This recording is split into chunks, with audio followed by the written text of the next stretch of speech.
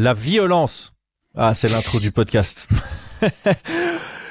On est avec Brian, on est là pour discuter du main event de l'UFC 291, la revanche pour la ceinture BMF entre Justin Gaethje et Dustin Poirier. Tout d'abord, Brian, comment vas-tu?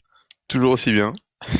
On est prêt à débriefer d'un combat qui pourrait partir vraiment dans tous les sens. Alors j'ai commencé par faire le contexte et le contexte est très très intéressant. Depuis qu'ils se sont rencontrés en 2018, ils ont le même palmarès et les mêmes défaites. C'est assez dingue. Donc Justin Gaethje, depuis sa défaite contre Dustin Poirier, il a eu un peu son renouveau. C'est le moment où il y a cette anecdote de j'ai dit à Trevor Whitman que je voulais devenir un champion, chose qu'il avait jamais dit par le passé. Avant, il avait toujours cette interview de la performance avant la victoire. Il préfère perdre en étant bon que gagner en étant mauvais. Et un jour, il est allé chez Trevor Whitman en disant non, maintenant j'ai envie d'être champion. Et donc on l'a vu prendre en maturité dans son combat contre James Vick, puis contre Barboza, puis contre Cerrone, et puis il y a eu sa masterclass contre Ferguson.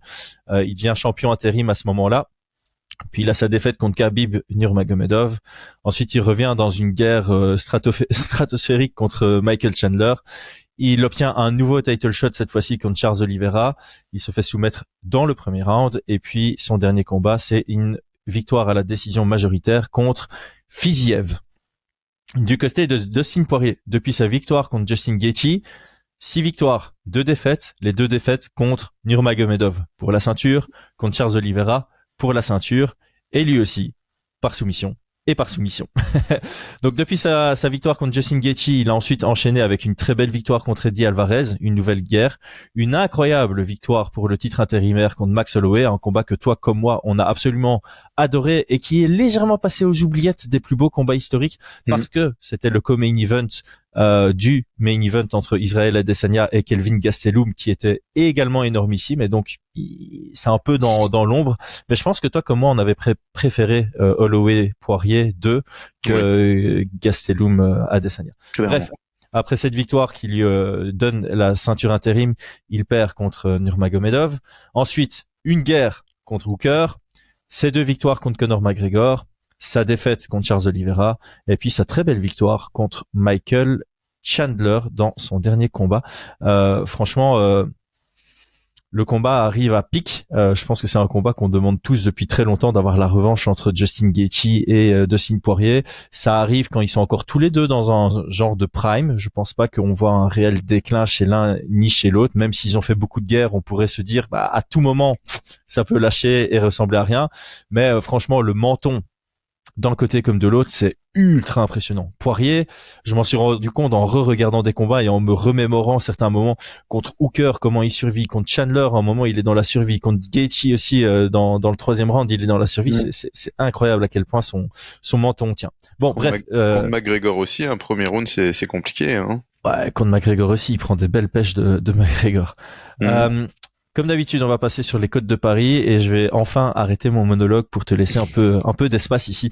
Donc, les cotes de Paris, j'étais un peu surpris, je t'avoue. Donc moi, je vends la mèche avant de parler. Ça a ouvert à moins 125 pour Gaethje et plus 105 pour Poirier. Donc, on avait un Gaethje qui a ouvert en favori à 52%. Léger favori, mais favori quand même. Les parieurs ont sauté sur l'occasion pour mettre de l'argent sur Poirier, qui est maintenant léger favori à moins 125, donc 54-46 on va dire, avec Gaethje qui est à plus 115. Donc on a ouvert à très serré à l'avantage de Gaethje. On est toujours dans du très serré, mais un peu moins serré qu'au début, mais à l'avantage de Poirier maintenant. Qu'est-ce que toi tu en penses? Et c'est typiquement difficile à dire parce que ça peut tellement partir dans tous les sens, mais voilà. Est-ce que toi tu as un pronostat précis? Écoute, moi, première impression, j'étais sur un 60-40 Poirier, et après affinage, après avis, tu vois, genre visionnage, après avoir visionné, etc., je suis redescendu sur un 55-45, toujours Poirier, tu vois, 55-45 en favori pour Poirier. Voilà où j'en suis. Je suis étonné que l'ouverture était en faveur de Gaethje. Mais ouais. Moi aussi. Moi aussi, parce que alors je vais te lancer sur une question improvisée. Moi, quand je revois le premier combat entre Gaethje et Poirier, pour moi, ça ressemble beaucoup plus à un 60-40 à l'avantage de Poirier. Certes, Gaethje a bien surpris Poirier. Je sais plus si c'était dans le deuxième ou dans le troisième Le round. troisième. C'est dans le troisième. Mais pour moi, à l'entrée du quatrième, on a un Dustin Poirier qui commence à vraiment se diriger vers une victoire. Il est beaucoup plus en contrôle dans le premier round. Il domine davantage. Je pense que si on va voir les stats, alors je sais qu'il faut pas se baser que sur les stats, mais Base-toi 100, sur 174 frappes à 115 quand même à l'avantage de Dustin Poirier. Quoi. sur quoi? Sur l'ensemble du combat? Sur l'ensemble du combat et round par round. Le premier round t'es à 63-34 à l'avantage de Poirier. Deuxième round 55-46. Troisième round 38-33 et quatrième round c'est le finish 18-2. Donc tous les rounds de Dustin Poirier touchent plus. Après, je nuance dans la carrière de Justin Gaethje, il se fait plus toucher qu'il ne le touche. Il touche 7.38 fois à la minute et se fait toucher 7.66 fois, donc c'est quasi de l'égalité. Mais Justin Gaethje, c'est vraiment ça son style, c'est d'être capable d'absorber du dégât et en infliger en même temps. Et c'est l'autre qui sera le premier à craquer. C'est pour ça que ces combats sont aussi divertissants pour les fans de violence. Mais bon, selon moi, voilà, ce premier combat, je le vois. Sur la physionomie, je trouve que ça représente plus un 60-40 à l'avantage de Poirier. Et en termes d'évolution depuis ce combat, j'arrive pas à dire si l'un ou l'autre a plus progressé. Je trouve que les deux ont bien peaufiné leur jeu. Il y a une période pendant laquelle Justin Gaethje a trouvé un peu ce côté je suis plus simple et je deviens agressif à des moments opportuns. Mais il a de nouveau perdu ça et j'ai l'impression que sur ses derniers combats, il re-rentre à la guerre coûte que coûte. Et c'est dommage parce que c'est pas là-dedans qu'il est le meilleur selon moi. Donc moi personnellement, mon pronostat, ça reste un 60-40 à l'avantage de Poirier. Mais contre Fiziev, je trouvais pas rentrer à la guerre, tu vois. Je trouvais sur le premier round assez léger sur ses appuis, beaucoup de déplacements. Moi, c'est le troisième round qui m'impressionne contre Fiziev. Et là, je voulais en venir pendant le podcast. On peut peut-être en parler maintenant. Ouais. Gaethje a un très, très bon jab. Et on n'en parle jamais parce que c'est le roi de la violence et on parle que de son bras arrière, son overhand suivi du crochet avant, son uppercut arrière qui est absolument létal. Mais il a un très bon jab depuis qu'il est chez Whitman. Et ça chez fait longtemps Whitman, là. hein. Ça fait longtemps maintenant. Non, mais ce que je veux dire par là, c'est que il l'affûte chez Whitman de la même manière que Kamaru Usman a un excellent jab, non? C'est pas lié à ça un peu? Oui, c'est un peu la même. Ouais, mais quand je le dis, c'est pas il a un bon jab naturel, c'est juste qu'aujourd'hui, il a un jab qu'il pourrait exploiter beaucoup plus. Et pour moi, ça pourrait lui permettre de mieux construire son jeu. Tu vois, tu rentres, tu construis ton jeu sur base du jab, et puis c'est là où tu décides à quel moment tu vas accélérer avec ton bras arrière, parce que il a un peu ce truc, et Dustin Poirier aussi, il a ce truc de changement de cadence. Tu vois, il est capable d'envoyer des frappes un peu lentes et puis accélérer sur le deuxième et le troisième ou sur le troisième et le quatrième coup. Et ça peut vraiment surprendre. Ils ont tous les deux une très bonne compétence pour placer leurs pieds. Leurs pieds sont toujours bien placés. Ils sont toujours en position de pouvoir attaquer. Mais voilà, moi je reste sur un 60-40 pour Poirier. Je pense que sur la partie profil, on peut passer très rapidement parce que étant donné que les deux sont ultra connus, ont beaucoup de fans et c'est le genre de combat que tu regardes plusieurs fois.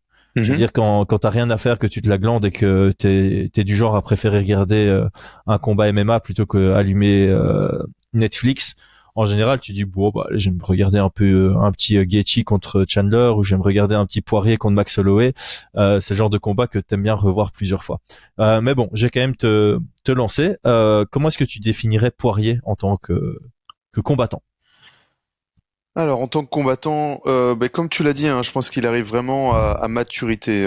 Son prime, c'est toujours difficile à dire parce qu'on le saura, je pense, à la fin de sa carrière. On pourra dire à quel moment il était au pic de sa performance. Donc, je pense que c'est un combattant qui arrive à maturité. Donc, pour le présenter quand même, et pour avoir en tête, c'est un gaucher qui travaille en shift aussi. Donc, il est capable de pouvoir passer de gaucher à droitier pour envoyer son bras arrière. C'est, comme tu l'as dit, très très, enfin, on va vraiment le décrire plutôt comme un boxeur. Il a commencé depuis quelques années à vraiment devenir affûter sa boxe. Très endurant, gros menton. Ses défaites, on les a vues, elles sont surtout au sol. Pour moi, c'est un mec qui a des mauvaises intentions. Je pense que même s'il a l'air très sympathique, je pense que c'est un motherfucker. Je pense pas que ce soit un gars très très très sympathique en soi, tu vois. Je pense que quand tu le vois à l'entraînement et tout, je pense pas que ce soit quelqu'un de bien en soi, tu vois. Mais pourtant, moi j'aime beaucoup ce combattant-là, mais humainement, je suis pas sûr que étrangement parlant, tu vois. Qu'est-ce que j'allais dire d'autre sur lui? Enfin ouais, tu vois quand avec Dan Hooker à la fin, c'est bon, tu l'as détruit. Et si tu viens encore, tu vois, tourner le couteau dans la retourner plaie, le quoi, couteau dans tu la plaie. vois. Ouais. Ah, franchement, tu vois, c'est bref. Mais bon, ça fait partie aussi de son jeu d'avoir des mauvaises intentions, de pas être là pour. C'est un sportif, mais voilà, il est là pour avec des mauvaises intentions, il fait mal. Dans ses défauts, moi ce que j'aime pas chez lui, même si ça lui a permis de gagner des combats, c'est sa guillotine qui me casse les bonbons parce que il la prend mal et il se retrouve dos au sol et voilà, ça c'est, je pense que des fois il fait des mauvais choix. Et mais par contre c'est un mec qui, enfin voilà, il a un mental qui est bien au-dessus de la normale, qui est bien au-dessus de la moyenne. Étrangement, je dirais, enfin, à l'époque, suite à sa défaite contre McGregor au 189, je crois que c'était, peut-être l'UFC, Encore non, avant ça. 178. 189, c'est contre Chad Mendes. Enfin, c'était McGregor Mendes. Donc 178, c'est ça? 178. Ouais, c'est ça. 178. Suite à sa défaite, enfin, tu vois, avec sa phrase, genre, qui perd par l'épée, non, qui gagne par l'épée, vit par l'épée, perd par l'épée, des conneries comme ça, je dis, oh là là, qu'est-ce qu'il raconte, lui? Mais, enfin, voilà, il est, pour moi, mentalement, c'est quelque chose, quoi. C'est vraiment, tu peux pas le, t'es obligé de l'abattre. Tu peux pas compter sur une baisse de mental, de régime, de quoi que ce soit vis-à-vis de lui. Et c'est un finisseur. C'est vraiment une particularité qu'il a développée. C'est, si t'as touché, t'es foutu. Il va te dérouler son anglaise et avec ses mauvaises intentions, tu vois. Ouais. Et pour moi, c'est vraiment un finisseur. Ouais, je te rejoins. Je crois que de manière innée, il a ce côté un peu vicieux, mauvaise intention. Alors, quand j'ai pas jugé la personne, moi personnellement, je trouve que ça a l'air d'être un très bon père de famille. Tu sens que oui, là-dessus, il est là, voilà, il est là pour provide et tout ça. Et les réactions juste après un combat, genre encore dans la cage, c'est difficile à juger parce que les émotions sont tellement hautes, elles sont difficiles à. Mais ça n'empêche que ça reflète quand même une certaine personnalité, tu vois. Voilà, un certain instinct. Mais le point que je voulais faire sur le côté sportif, c'est que dès qu'il est arrivé à l'UFC, on a senti que c'était quelqu'un de très offensif, très agressif. Et il a eu l'intelligence, ou alors son camp a eu l'intelligence assez tôt dans sa carrière, de lui dire, ok, mais si tu veux bien exploiter ton agressivité, il faut que tu travailles à mort sur ton côté défensif. Et je pense que Jack Slack avait fait une analyse là-dessus vidéo où tu voyais vraiment son système défensif quand il arrivait à l'UFC et tu voyais son système défensif quelques années plus tard. C'est le jour et la nuit. Défensivement, il a vraiment travaillé très très bien ses mouvements de tête, ses yeux sont toujours ouverts et rivés vers son adversaire. Il a des défenses très efficaces et peu orthodoxes. On se rappelle évidemment de ce qu'a dit Max Holloway entre le deuxième et le troisième round de leur revanche. He's blocking reared. Il bloque bizarrement. Il est souvent avec son coude, la garde croisée. Ce qui est intelligent évidemment face à un bon jabber, puisque le jab va toucher ton coude, ça va lui donner ça va moins lui donner envie de continuer à jabber. Son footwork est très bon. Moi, c'est vraiment ça qui m'impressionne. C'est il est toujours en position de frapper. Il est capable de frapper avec les pieds perpendiculaires comme avec les pieds en garde classique. En pleine combinaison, il est capable de passer de gaucher à droitier. Ses combinaisons sont incroyables. C'est pas pour autant qu'il a des mauvaises single attaques. Son travail en shift est très très bon. il y a moyen de le sniper. C'est pas le style de Gaethje. Je pense que c'est Joe Duffy qui avait eu beaucoup de succès en snipant entre ses shifts. Joe Duffy d'ailleurs, petite parenthèse, mais une des carrières les plus décevantes. Moi, je mettais beaucoup d'espoir sur lui et je suis un peu triste qu'il ait pas percé parce qu'il avait un style très agréable à regarder.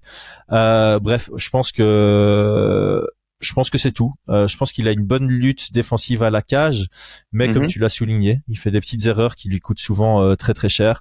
En parlant d'erreurs de guillotine sautée, petit clin d'œil à Jack Maddalena, là, c'était pas terrible sur le Fight IQ là sur son combat le week-end passé. Pour Poirier, je rebondis sur ce que tu disais sur son évolution. J'invite tous les fans, mais à revoir un peu ses combats quand il était à 66 kilos, parce qu'il est passé de 66 à 70, il est monté de KT, il a pris en maturité, et notamment aussi aux compétiteurs qui veulent rester dans une catégorie inférieure. Leur poids est en train de monter, ils galèrent à faire le poids et ils n'osent pas changer de catégorie. C'est pas parce que vous êtes dans la catégorie inférieure vous serez plus fort que vos adversaires en soi.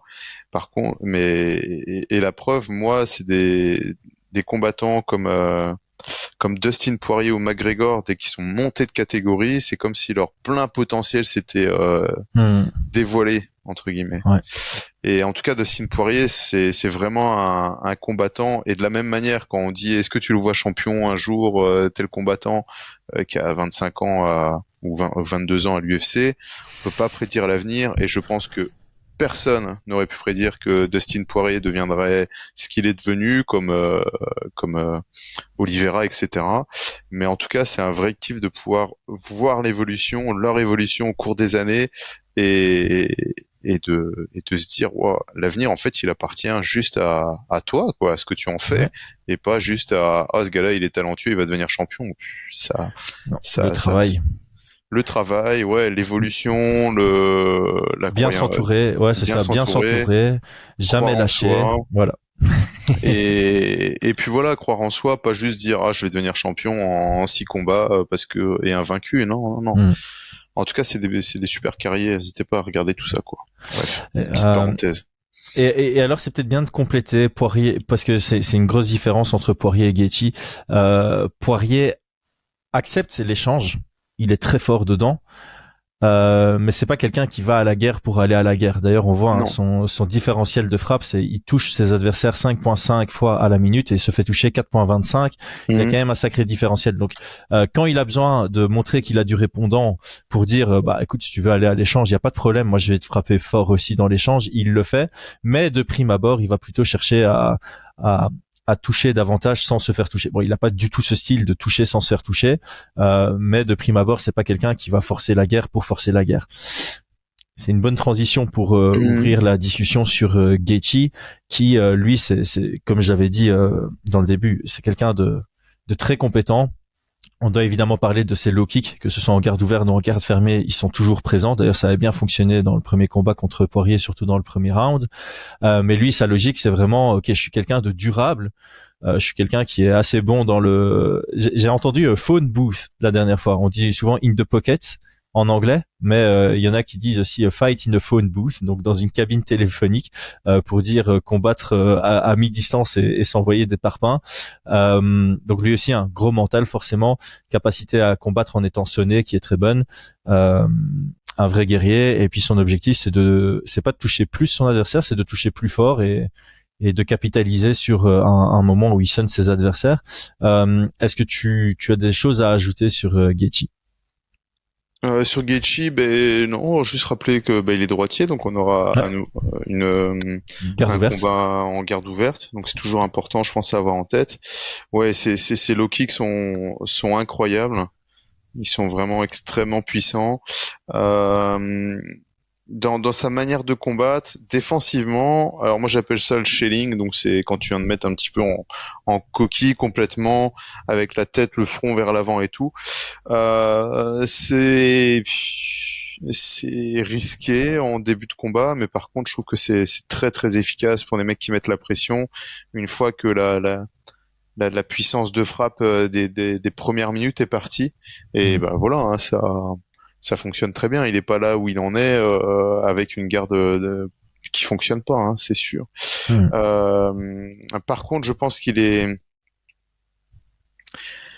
le fait d'être droitier, il est moins habitué à affronter des gauchers et on l'a vu que il prenait des gauches, des directs du gauche face à des gauchers. Et ça c'est un point aussi un petit peu important dans ses faiblesses entre guillemets, dans ses faiblesses. Donc ses low kicks forcément sont moins puissants parce qu'il est en garde ouverte.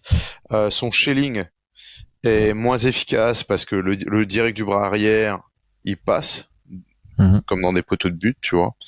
Et voilà, mais sinon il nous a montré, on parlait de shift de Dustin Poirier, il nous a montré un shift où il a mis KO comme ça en déplaçant droite, le step et à nouveau la droite en gaucher qui était monstrueux, que j'adore.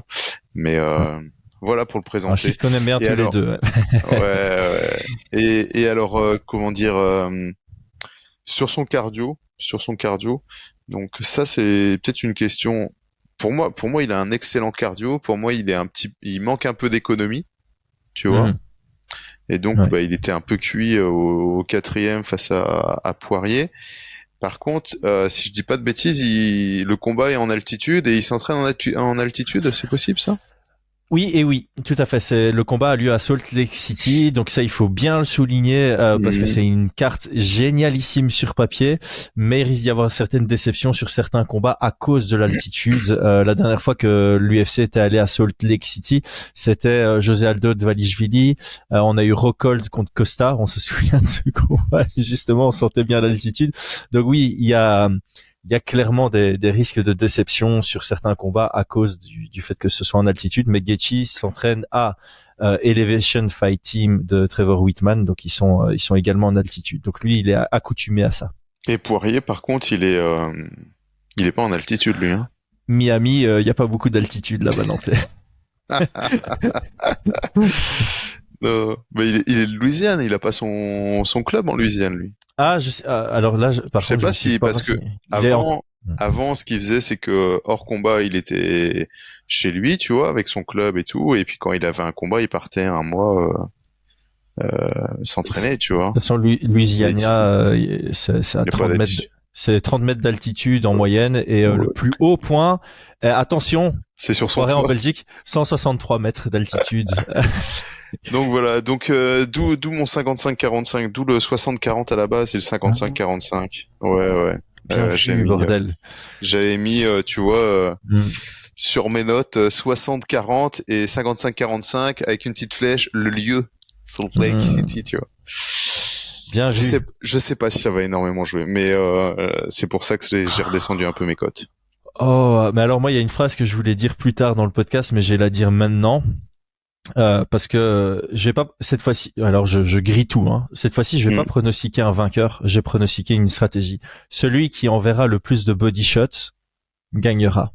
Et donc là, c'est d'autant plus vrai maintenant qu'on est en altitude, parce que tu parlais du shelling de Gaethje très ouvert au corps. Du coup, on a parlé de la garde croisée de Dustin Poirier très ouvert au corps également.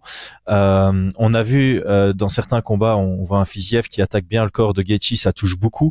On a vu même Michael Chandler qui attaque beaucoup les front kicks et les larges crochets arrière au corps de Dustin Poirier. Dans le premier round, ça fonctionne bien. Après, il oublie qu'il doit continuer à le faire. Donc ça, d'un point de vue stratégique, je pense que l'un comme l'autre doit absolument travailler ça, parce que c'est une solide arme par rapport à l'adversaire. Justement, ça nous fait une bonne petite transition sur les stratégies. Comment est-ce qu'on partirait sur les stratégies? Est-ce qu'on part du premier combat entre Justin Gaethje et Poirier et on discute un peu des adaptations qui peuvent être faites pour s'assurer la victoire, ou alors on part comme d'habitude d'une page un peu blanche en disant Gaethje, je vois ça comme chemin vers la victoire, et Poirier, je vois ça. Qu'est-ce que tu préfères? Je préfère feuille blanche, tu vois, qu'on définisse, tu vois, comme si on devait définir un game plan chacun. Okay. Parce que tu vois, dès définir les adaptations, ça veut dire repartir sur le même schéma et c'est un petit peu entre pas dommage, tu vois. Mais là, par exemple, tu parlais des body shots, je trouve ça très Mhm. très intelligent et pour moi, c'est pas une adaptation, tu vois. Ça pourrait être légèrement un nouveau game plan, tu vois ce que je veux dire? Ah, c'est clair, d'autant plus que j'étais allé voir, hein, mais il s'était pas vraiment échangé de body shot. Non. J'allais juste regarder. Ouais, donc 12% des frappes envoyées par Dustin Mm. Poirier étaient au corps, ça va encore, et 7% pour Justin Gaethje. Par contre, ça va être intéressant en termes de précision. Donc pour Dustin Poirier au corps, dans le premier round, 12 sur 16. Puis 3 sur 4, puis 6 sur 6, et bon, dans le quatrième round, c'est trop éphémère, 0 sur 0. Donc, en termes de réussite, c'est un haut pourcentage aussi, hein. T'as Mm. 12 sur 16 qui touchent au corps dans le premier round, et 49 sur 114 à la tête pour Dustin Poirier. Du côté de Justin Gaethje, au corps, 1 sur 2, 4 sur 5, 4 sur 4. Donc, clairement, les stats ne mentent pas ici. Je pense que de part et d'autre, le corps est ouvert. Mm. Euh, Commençons peut-être par celui qui a perdu dans le premier combat, celui qui est considéré maintenant et pas aux ouvertures comme l'underdog, Justin Gaethje. Quels seraient les schémas de victoire pour lui, selon toi? Euh, les chemins de victoire pour moi, ça serait la durabilité, 2 de mettre sous pression, Mhm, euh, 3 de se méfier de la garde ouverte, tu vois. mhm, Donc ça, on en parlera. Je pense qu'il est en désavantage sur la garde ouverte et de ne commencer à envoyer ses low kicks pour capitaliser sur les low kicks qu'à partir de la moitié du la moitié du premier round, voire dans le deuxième round. mhm. Pas d'entrée de jeu, pas d'entrée de jeu. Pour moi, c'est là où il peut se faire contrer face à un gaucher. En tout cas, c'est là où il se faisait contrer face à Poirier, face à Michael Johnson et tout. Michael Johnson, c'est ça son Ouais, premier combat à donc, l'UFC. voilà. Donc pour moi, ça serait à peu près ça plutôt Mhm, dans la dynamique, Le mettre sous pression, euh, éviter les combinaisons de gaucher, tu vois, mhm. et à première vue. Toi, tu en penses quoi, toi? Alors moi je suis assez d'accord sur la partie low kick et quand tu regardes leur premier combat, euh, c'est assez intéressant parce que de temps en temps, Gaethje envoie un low kick en réaction à un direct de Poirier et Mmh, ça déséquilibre complètement Poirier qui a tout son poids sur sa jambe avant, ça la fait partir, ça le mmh. déséquilibre et ça marque ses points. Et quand c'est Gaethje qui engage le low kick, il se fait contrer. Donc t'as un peu Exactement. l'impression de te dire, ok, ton low kick utilise plus en contre qu'en engageant, qu'en initiant Mmh, l'action. Et j'aime bien ce que tu dis par rapport à la pression, parce que la pression force Dustin Poirier à engager et sous pression Dustin Poirier aime bien engager sur son classique direct arrière, shift direct du nouveau côté arrière, donc direct du gauche, il passe en droitier, direct du droit, mmh. et comme il surengage, si tu arrives à placer ton low kick à ce moment-là, il y a beaucoup de points à marquer. Alors moi donc évidemment les body shots, très important. J'avais noté patience. Je trouve, comme on l'a vu dans le troisième round contre Fiziev et même dans le premier round contre Fiziev, comme on Mmh. l'a vu aborder le combat contre Ferguson et contre Donald Cerrone, Mmh. il est bon dans un combat mesuré. Il est Oui, je bon suis dans un entièrement d'accord. combat mesuré et je trouve qu'il pourrait justement essayer de commencer le combat en marquant les points simples. Il a un bon jab en garde ouverte aussi, donc son jab est bon en garde ouverte comme en garde fermée, à l'image de Ousmane. Donc je pense que c'est vraiment la marque de fabrique de Whitman. Il est capable de t'enseigner ça de manière très correcte. Et donc moi, je commencerai le combat en mode on a 5 rounds pour faire la guerre. Si on veut plaire au public, on peut commencer au troisième round, mais les 2 premiers rounds, je vais les prendre avec mes armes simples, à l'image de Ousmane contre Burns par exemple. Ce jab, ce low kick. Et c'est vraiment quand Poirier essaye d'allumer le combat ou d'augmenter l'intensité, de changer l'intensité du combat, que là tu viens casser avec un travail de sape sur ton low kick, ou que tu viens chercher ton bras arrière en contre avec un uppercut ou un overhand, et voilà, travailler ce corps, vraiment travailler ce corps, des middle, des larges crochets au corps en garde ouverte, ça peut bien faire mal. Donc moi c'est ça que j'avais noté pour Gaethje. Gaethje, je pense pas que ce soit le mec pour lequel tu fais une grande stratégie d'approche. Tu vois, on parle tout le temps de stratégie d'approche et stratégie technique. Je pense que Gaethje, tu lui donnes quelques instructions sur l'approche, mais c'est plutôt sur la technique que tu dois jouer. Et alors, le meilleur conseil entre rounds de l'histoire du MMA, celui que Trevor Whitman a donné à Gaethje entre le deuxième et le troisième round contre Tony Ferguson: enlève 20% de puissance, cherche à toucher plutôt qu'à faire mal. Ça, c'est un conseil qui doit suivre ici pour moi. Moi, je dis toujours cette phrase, je la donnais quand j'étais coach chez les Red Kings: il vaut mieux toucher pas fort que manquer fort. Et ça, clairement, Gaethje, pour moi, dans ses derniers combats, quand il repart à la guerre contre Chandler, par exemple, ça manque effroyablement de précision. Contre Khabib aussi, ça manque de précision. Et je pense que justement, la précision, c'était ce qui a fait sa victoire contre Ferguson. Et sa précision, il l'avait parce qu'il n'était pas en mode « je dois lui faire mal, mais je dois le toucher plusieurs fois ». Et ça a fonctionné parce qu'il finalise. D'ailleurs, il finalise encore sur un jab contre combat, Ferguson. Quel combat. Incroyable, franchement incroyable. Donc vraiment, plus de simplicité que d'habitude, plus de patience que d'habitude, plus de calcul que d'habitude. Je pense que c'est la voie à suivre pour Gaethje, parce que Poirier, il y a rien à faire. C'est pas quelqu'un qui va à la guerre par défaut, mais personne ne l'a jamais réellement battu dans une guerre, si je dis pas de bêtises. Il le dit lui-même, c'est le roi de la violence. Il a battu Eddie Alvarez dans des guerres, il a battu Justin Gaethje dans une guerre, il a battu Dan Hooker dans une guerre, il a battu Michael Chandler dans une guerre. Tous les guerriers, il les a battus dans des guerres. C'est clair. C'est pas là où t'as le plus de probabilité de l'emporter. Non. Écoute, et c'est vrai qu'il y a une probabilité qu'on voit ça avec le combat qu'il nous a proposé contre Gaethje, où il était beaucoup plus mesuré.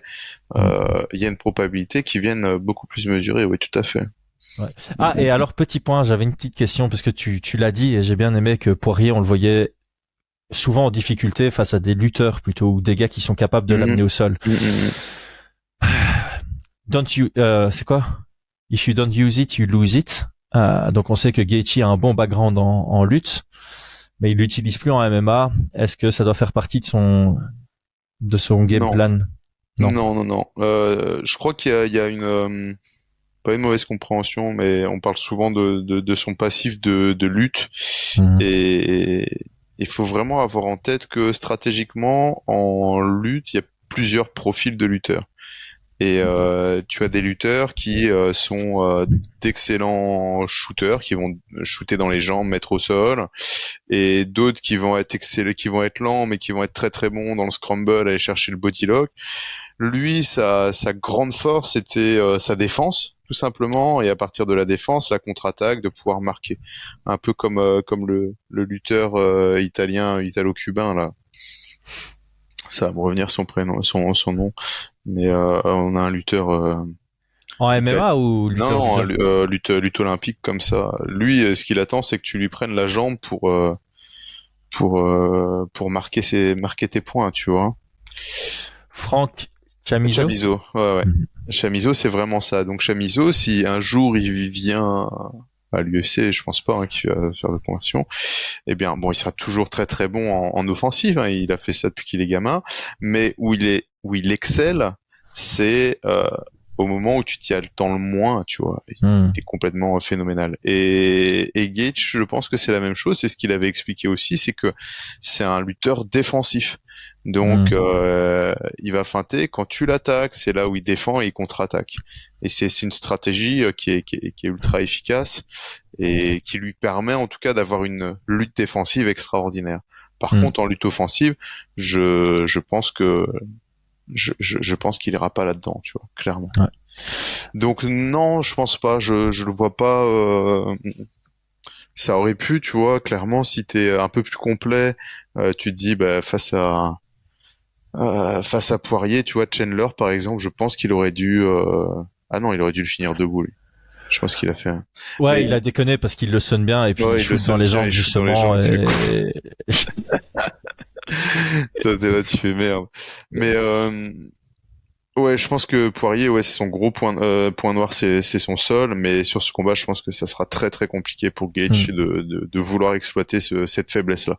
Ouais. Je pense qu'il devra plutôt rester sur ses forces. Ouais.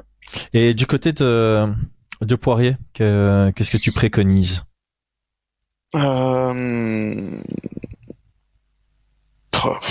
Moi, je préconise alors, ce que j'aimerais le voir, c'est désengagé sur les low kicks. J'ai pas envie de le voir se faire péter la jambe. Je trouve que ça commence à être un petit peu un blueprint Mhm. sur ses combats. Alors, il s'en sort bien à chaque fois. Il s'en sort bien, mais j'ai peur qu'à un moment donné, tu vois, face à un Gaethje qui s'installe un peu mieux en low kick, ça peut vraiment, vraiment le mettre en grande difficulté. Donc, j'aimerais qu'il bosse sur, je sais pas comment on pourrait appeler ça, mais tu vois, la défense, euh, parce que les low kicks de Gaethje sont un peu bizarres, hein. On sait pas trop si c'est des low kicks ou des calf kicks, tu vois, Ouais, ou c'est un peu entre des les deux. knee kicks parce qu'ils sont fous. En C'est fait, le ça, mec il peut ouais. taper dans les genoux, il en a rien à foutre. Ouais. C'est Et un donc peu même bizarre. le talon-fesse, c'est ça que tu voulais dire en défense? Ouais, ouais, le talon fesse, mais je sais même pas si ça va passer. Ouais, c'est ce que j'allais dire. Vu qu'il vise un peu plus haut que le calf kick, si tu fais un talon-fesse, tu risques juste de te faire choper le Mm. genou en étant en étant Euh, plié, tu vois. donc moi, ce que j'ai noté, c'est pour Poirier, c'est de pas aller à la guerre. C'est vraiment de travailler ses skills de gaucher contre droitier. Ouais. Donc, si le low kick arrive, boum, le percuter, reprendre ses positions, des feintes, tu vois, travailler un petit peu, du percute arrière, parce que sur le filichel, et donc de combiner, imaginons que tu parlais de travail au corps, j'aime vraiment bien parce que ça fait descendre un petit peu le corps, mais de partir sur un uppercut pour fermer la garde et puis ouvrir pour le 4, donc Ouais. le crochet arrière, ce genre de combinaison, je Mhm. pense que il a pas besoin de préparer, tu vois. Je pense que c'est un excellent boxeur et que il peut combiner et vraiment trouver ses ouvertures en anglais. Ce que moi je préconiserais, par exemple, si j'étais son coach ou quoi que ce soit, c'est vraiment d'aller chercher à cogner l'oreille ou la tempe de Gaethje. Il y a le Ouais. corps, bien évidemment, qui est ouvert, mais comme il a tendance à fort se baisser, on a toute cette partie-là. Le moindre coup qui vient taper dans l'oreille, ça va le faire sonner. Et, euh, Ce que et donc, McGregor lui a fait au 178. ce que McGregor lui a fait, ouais, mais ce qui est un truc qu'on utilise beaucoup en boxe anglaise, tu vois. Et donc Mhm. ça, et qui est peut-être pas assez utilisé en MMA, mais ça, je le verrais bien aller cogner dans sa tempe, cogner dans son oreille, enfin toute cette partie, voilà, ici là, Ouais. fragile et qui a tendance à sonner. Euh, je pense que ça pourrait être bien. Et alors ces middle kicks Ouais. aussi, que je trouve très très bon chez Poirier, enfin très bon, très efficace. Esthétiquement, ils sont pas ouf parce qu'il ouvre pas la hanche, Ouais. mais voilà, il y a toujours l'aspect esthétique et l'aspect efficacité. C'est Et ça. pour moi, ben, il fait très bien de les envoyer comme ça. C'est le middle kick de footballeur là. Ouais, ouais, ouais, j'adore. Moi, Ouais, je les aime esthétiquement, bien tu aussi vois, moi. moi, je, Je les moi, aime moi, bien. je les kiffe, tu vois, je les trouve Ouais. beaux, mais après, je sais qu'académiquement, il y en a qui pourraient critiquer, mais je kiffe, Ouais, bref. ouais, c'est belle reprise de volée à la Ouais, Zidane. ouais, ouais, tout à fait. Et voilà, et puis bah d'attendre l'ouverture et de chercher le finish, hein. Mhm. Je pense qu'il viendra pour ça et je pense qu'il peut le trouver en le sonnant. Je pense pas Ouais. qu'il va trouver un KO propre. Ça va être Non, extrêmement compliqué, mais de la même manière que le premier, c'est vraiment bah, là-dedans où je trouve qu'il l'accumulation. excelle et ouais et qu'en maturité en tout cas, Ouais. c'est un Et- kiff à voir quoi quand il vient pour te finir, tu sais que c'est la fin quoi. mais en fait, c'est ça la force de Dustin Poirier, c'est quand il peut dérouler son jeu en étant aussi attentif à ce que l'autre fait. Et une des forces de Justin Gaethje, c'est un des rares gars à être capable de faire du catch and pitch en MMA. Donc tu vois, avoir une garde haute. Et quand il sent que ça a tapé là, ça veut dire que c'est le bras du même côté qui a attaqué. Donc mon bras Mhm. droit est touché, ça veut dire que son bras gauche est ouvert et je viens attaquer dans l'ouverture. Mhm. Parce qu'en boxe anglaise, il y a souvent ça, hein, si je dis pas de bêtises, quand tu sais que l'autre il est en garde haute, à moins que ce soit quelqu'un qui a la vitesse de Ryan Garcia, bah tu peux partir du principe que pour que le gars contre, il doit d'abord ouvrir pour frapper.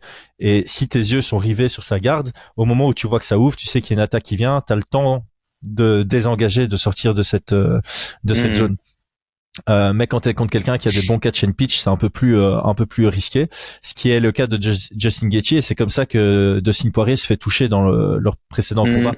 Tu vois, il fait un peu se bête jab cross mais sans aucune puissance en espérant que Gaethje soulève sa garde, et en fait à ce moment-là Gaethje il attaque rapidement, et comme Dustin Poirier il était en mode ralenti, il a pas eu de réaction défensive, il se fait toucher. Donc je pense que ce que Dustin Poirier doit faire, c'est chercher les combinaisons, mais en provoquant une réaction défensive chez Gaethje qui est certaine d'être uniquement défensive et pas défensive pour contrer. Et donc pour ça, c'est pas des bêtes coups, c'est vraiment j'attaque dur, je vois qu'il couvre et là j'ai un combiné. J'attaque dur, je vois qu'il couvre pas, je recule. C'est vraiment j'attaque dur, et il a une réactivité de dingue de Dustin Poirier, donc je sais qu'il est capable de se dire OK, si je vois que il va me contrer, hop, je change d'avis, je recule. Je vois qu'il contre pas, c'est là où je déroule mon jeu. Et clairement, on a vu plein d'opportunités où Gaethje vient se mettre en boule, en boule, c'est moche à dire, mais voilà, en shell, attaquer le corps à ce moment-là. J'aime bien ce que tu dis, tu vois, les middle kicks. On voit un Gaethje sur les middle kicks qui fait un peu des Daniel Cormier, tu vois. Il se cambre. À un moment, tu peux avoir un high kick qui part là-dessus, même si ça va dans la garde, tu vois, ça peut sonner. Et alors faire des Pavlovich, quoi, travailler sur les différents, parce que en shell, tu couvres pas tous les angles, et donc si tu arrives à combiner en variant bien les angles, tu vas rater deux. Enfin, il y a deux coups qui vont aller dans la garde, un qui va passer, et puis à un moment il y en a deux qui vont passer sur trois, et c'est là où tu vas trouver ton avalanche de coups qui peut forcer l'arbitre à arrêter le combat. Donc moi j'avais ça, quoi, j'avais vraiment à distance middle kick plutôt. Ouais, vas-y. Et tu sais que sur le middle, tu as la possibilité de comment dire ça, de capitaliser. Donc si c'est bloqué, t'envoies ton middle, et puis après avec ta gauche tu viens frapper. C'est pas un Superman punch, tu vois, mais c'est exactement le même mouvement. Donc au moment où le mec il va bloquer par exemple le middle, pop, et c'est là où c'est ouvert, et tu envoies ton bras arrière, tu vois. Et ça fonctionne relativement bien. Ça, t'as pas toute l'efficacité d'un bras arrière, mais ça pourrait être aussi. J'avais fait une vidéo au tout début de la chaîne là-dessus. C'est genre le kick cross, quoi. Et ton cross, tu peux l'envoyer un peu en crochet selon l'angle, et c'est quelque chose que Tony Ferguson faisait très bien. Et paradoxalement, Tony Ferguson a pris un knockdown contre Anthony Pettis avec cette technique-là. Bon, je suis en train d'étaler ma culture, mais c'est vraiment parce que j'ai fait une vidéo là-dessus que je m'en souviens, tu vois. Sinon, c'est pas que ça sort de ma mémoire. Moi, je me souviens de toutes les techniques qui sont produites à l'UFC. Mais ça pourrait être. Après, je pense pas qu'il l'ait dans son arsenal, tu vois. Mais c'est vrai que c'est des petites ouvertures. En tout cas, comme tu disais, je pense qu'il peut utiliser sa force, qui est le shell, parce que faut pas. Voilà, on en a parlé au début. Son système défensif à Gaethje est très très efficace. Ça lui a permis d'être là. Mais parfois, tu as dans les forces des petits talons d'Achille, tu vois. Et je pense sincèrement que Poirier a les skills pour s'infiltrer vraiment dans cette garde-là, tu vois, et le percuter, quoi. Je pense bêtement à ça, mais tu vois, un Calvin Kattar contre un Justin Gaethje, alors je sais que c'est pas la même catégorie de poids, mais ce serait intéressant de voir comment Kattar engagerait avec les coups de coude. Tu vois, le coup de coude comme ça face à quelqu'un qui shell, ça peut vite faire mal. Et donc, j'étais en train de réfléchir à qui était capable de faire ça, parce que Dustin Poirier n'a pas spécialement ça dans son arsenal, mais il pourrait l'intégrer sur un camp d'entraînement. Ouais, c'est vrai. Ok, sur base de ça, il est temps de passer au pronostic. Très difficile. Qui sera le baddest motherfucker à l'UFC? J'ai une fois prendre les devants parce que je te lance à chaque fois. Vas-y, bien sûr. Mais donc moi, comme j'avais dit, pour moi, c'est celui qui enverra le plus de body shot qui va se maximiser les chances de victoire. Et c'est assez controversé dans ma tête, parce que je me dis, Trevor Whitman est clairement le genre de gars qui est capable de dire à Gaethje de le faire. Et Gaethje est clairement le genre de gars qui pourrait ne pas le faire alors qu'on lui demande de le faire. Même si j'ai l'impression que Gaethje écoute quand même beaucoup Trevor. Et du côté de Poirier, je pense aussi que son camp est capable de trouver cette adaptation. D'ailleurs, Poirier, je le trouve meilleur dans les revanches. Il a été meilleur contre Eddie Alvarez la deuxième fois. Il a été meilleur contre Conor McGregor la deuxième, et encore meilleur la troisième fois. Je vais partir du principe que Poirier fera les meilleures adaptations, même si voilà on a défini les game plans en partant de zéro. Je vais quand même appeler ça des adaptations, puisque c'est un rematch. Je vais rester sur Bah alors je te rejoins, tu vois. Mon 60-40 s'est transformé en 55-45 parce que j'avais complètement oublié l'altitude et je pense que on n'a jamais vu un Poirier réellement en difficulté sur des combats sur 5 rounds à cause du 5 rounds. Mais voilà, l'acclimatisation est quand même importante. Je sais pas si Poirier est déjà en altitude ou pas, mais l'acclimatation. La climatisation, c'est quand il fait bon et frais. On est toujours le matin. Donc, je vois une victoire de Poirier en termes de préférence. En termes de préférence, j'en ai pas. Honnêtement, je serais content. Et j'ai peut-être une petite préférence pour Gaethje. Je sais pas pourquoi. Pour la belle. Pour voir un troisième. Peut-être avoir une belle parce qu'en termes de ranking et tout, en fait. Qui m'intéresse le plus dans un potentiel Islam Makhachev, je sais même pas dire. Non, ça, non, honnêtement, aucun des deux m'intéresse contre Makhachev, moi personnellement. Non, mais c'est ça. Donc j'ai pas vraiment de préférence. Moi, j'ai juste envie de kiffer ce combat, peu importe le résultat. Donc je vais me retenir sur la préférence. Et donc t'as dit 55-45 et prédiction Poirier. Prédiction Poirier à la décision. À la décision. Ok. Bah écoute, alors moi, j'étais parti, comme je t'avais dit, 55-45. Comme toi, 60-40 et vis-à-vis du lieu, je suis redescendu un petit peu. Prédiction. J'ai mis Poirier TKO 4 ou 5e ou une décision. J'hésite entre les deux. Mais voilà, je pense que ça va se dérouler assez long, tu vois, et je vois Poirier prendre un TKO au 5e, un truc dans le genre, tu vois. Mais là, enfin voilà, on est sur une ligne très très proche entre ce que j'avais marqué aussi décision et préférence. Alors moi personnellement, je préfère en tant que combattant, je préfère Poirier. Hein. En termes de style, en termes d'évolution, depuis le temps que je suis sa carrière, tu vois, ça c'est personnel en tant que fan. Mais par contre, en préférence, j'aimerais bien voir Gaethje l'emporter parce que je suis aussi fan de sport et que j'aimerais le voir faire les adaptations et parce que j'aimerais avoir la belle aussi, tu vois. Ouais, ça c'est très égoïste, tu vois. C'est ça que, enfin voilà. Donc j'ai marqué préférence Gaethje décision pour voir la belle. Tout simplement, pour un troisième combat. Et en fait, on en a un tout petit peu parlé, mais voir un Gaethje arriver de manière calculée et l'emporter sur une dynamique un peu plus calculée en accélérant beaucoup moins souvent que d'habitude, mais en accélérant quand même de temps en temps, ça pourrait être très beau à voir. Et puis si on a un troisième combat, par contre, je veux que ça soit à Las Vegas, tu vois. Je veux pas en altitude et des conneries comme ça, tu vois. Déjà rien que là sur l'altitude, ça me saoule un peu cet aspect-là. Parce que on aura forcément des questions. Après, un bon combattant, il doit pas être juste bon combattant au niveau de la mer, tu vois. Donc, c'est clair. Bon combattant partout. Mais en tout cas, voilà. Donc